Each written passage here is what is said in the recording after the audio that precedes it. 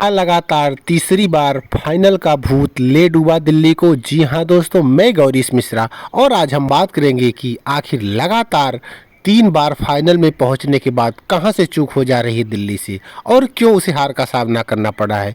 ये कोई तुक्का तो नहीं है कि आप अचानक से किसी एक बार फाइनल में पहुंच गए। अगर आप लगातार 3 बार फाइनल में पहुंच रहे हैं तो आप में काबिलियत है, इसमें कोई संदेह नहीं, लेकिन कहां से गलतियां हो रही हैं यह समझना होगा दिल्ली को।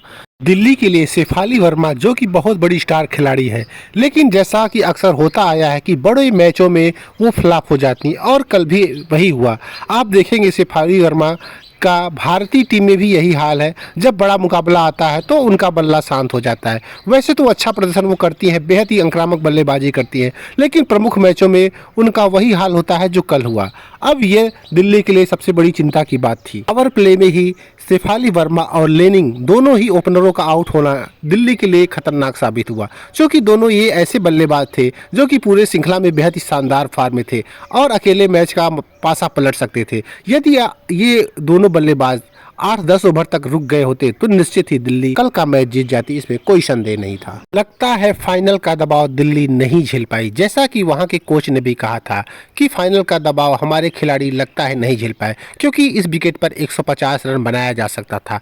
सभी लड़कियों के दिमाग में लगता है कि 2 पिछले फाइनल जो हारी थे वो बैठा हुआ था और इससे वो उबर नहीं पाई। हालांकि सभी खिलाड़ी और वो कोच खुद बहुत निराश दिखाई दे रहे थे। वहीं मुंबई इंडियन की कोच ने कहा कि दिल्ली कैपिटल की कप्तान मेग लैनिंग और ओपनिंग बल्लेबाज शेफाली वर्मा के विकेट जल्दी चटकाने से उनकी टीम को महिला प्रीमियर लीग फाइनल जीतने में मदद मिली।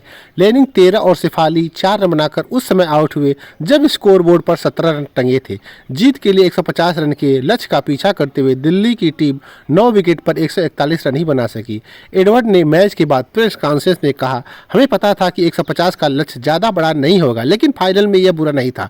शेफाली अपना चीर पर चीर प्रदर्शन नहीं कर सकी और मुझे पता था कि उनका विकेट लेने के बाद हमारे लिए मौका है।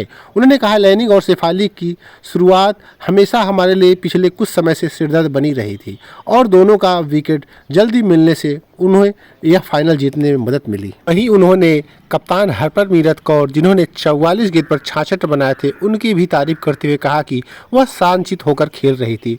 वह काफ़ी प्रतिस्पर्धी हैं और एक और खिताब जीतना चाहती थी, जिसके लिए उन्होंने पूरा प्रयास किया। वह युवा खिलाड़ियों से सर्वश्रेष्ठ प्रदर्शन कराती हैं और विदेशी तथा अनुभवी खिलाड़ियों के साथ बखूबी काम करती है। अब कुल मिला जुलाकर दिल्ली को यह आत्ममंथन करना होगा कि उससे गलतियां कहां हो जा रही हैं, क्योंकि लगातार 3 बार फाइनल में पहुंचना कोई आसान काम नहीं है। यह बहुत बड़ी बात है। अब फाइनल कैसे जीता जाए, दिल्ली को निश्चित ही इस पर विचार करना होगा और उनके खिलाड़ियों को एक ऊर्जा की जरूरत है।